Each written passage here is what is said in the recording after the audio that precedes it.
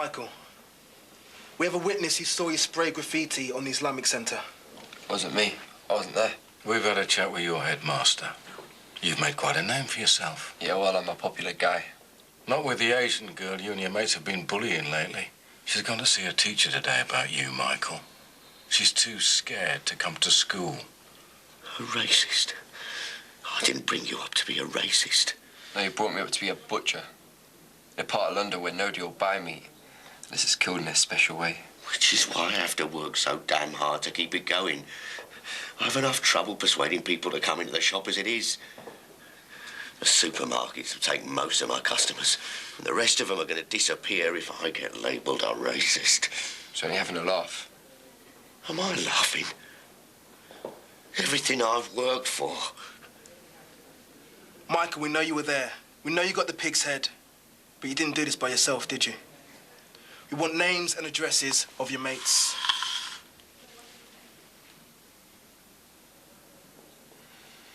I've never seen him so happy. I thought it was a chance for him to turn things around a bit.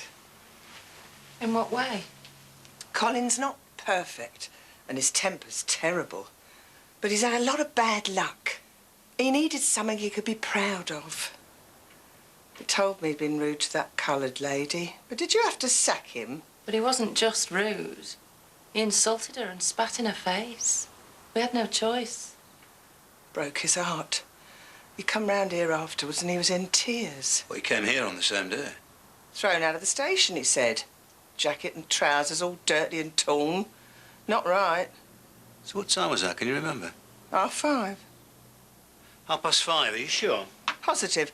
One of them quiz programmes was just starting. I could never answer many of the questions, but I watch anyway. And his trousers were torn?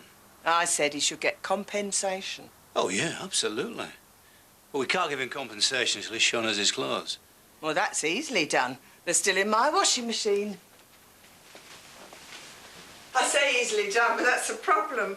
I can't turn the damn thing on, and now the door's jammed. Do you mind if I have a go? Oh, I hope you can.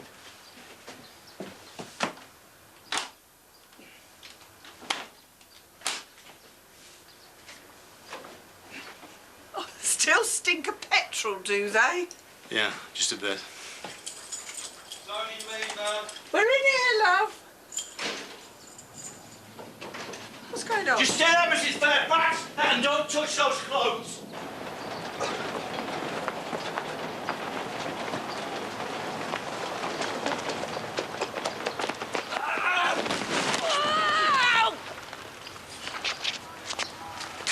You okay? Yeah.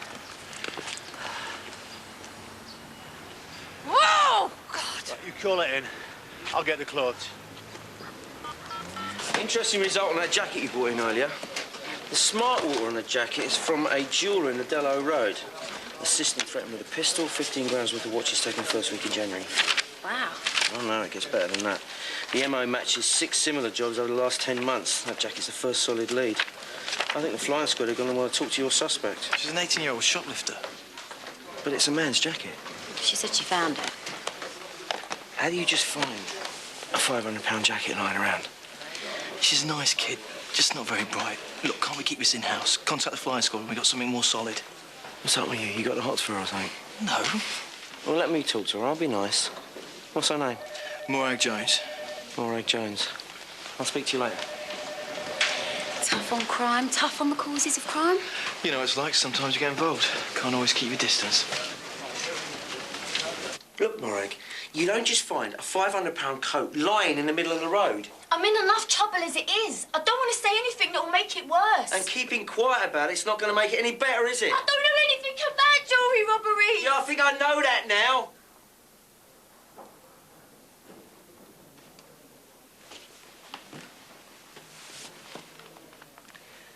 We're looking for a man in his 30s, possibly early 40s. Your dad, maybe. If you can find my dad, you're doing better than my mum ever did. And what about your boyfriend, then? His name's Ryan. And if he could afford a jacket like that, he wouldn't be working in a factory. Don't go hassling him. He's got nothing to do with it.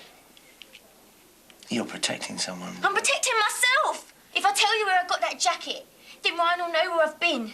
And he'll dump me, and my baby won't have a father, and my kid will end up like me, all right? Ryan doesn't need to know anything about this. Yeah, but I'll have to go to court and everything. Ah, but there's ways around that. If you cooperate. Ryan was on night shift. I said I'd stay in, but I didn't. I went to the pub and ended up at a party, yeah? A party round some girl's house. She was like, come on, everybody, all back to mine. And I just went along with it.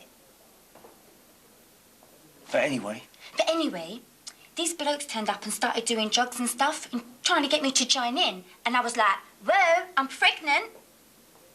And so I left. But it was like really cold outside, yeah?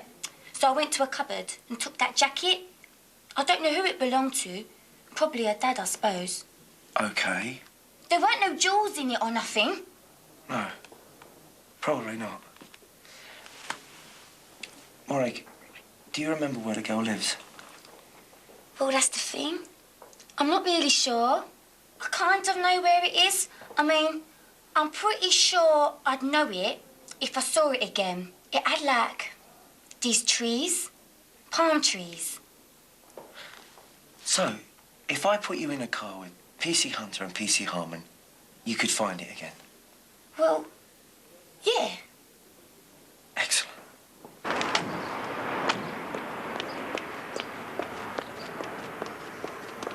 It's down here somewhere. You said that when we were at Elcott Gardens. No, this time I am sure. Oh, this is it down here. All right, Morag, don't go charging up there. You don't want to be seen, and neither do we. All right. Right, got it. Now, take your time. Think back to the night of the party. Are you sure that's the house? Yeah, definitely. It's the trees. So house numbers 3, 5, 7, 9. All right, back to the car. Get hold of DC Perkins and let him know we found it. Come on, Morag.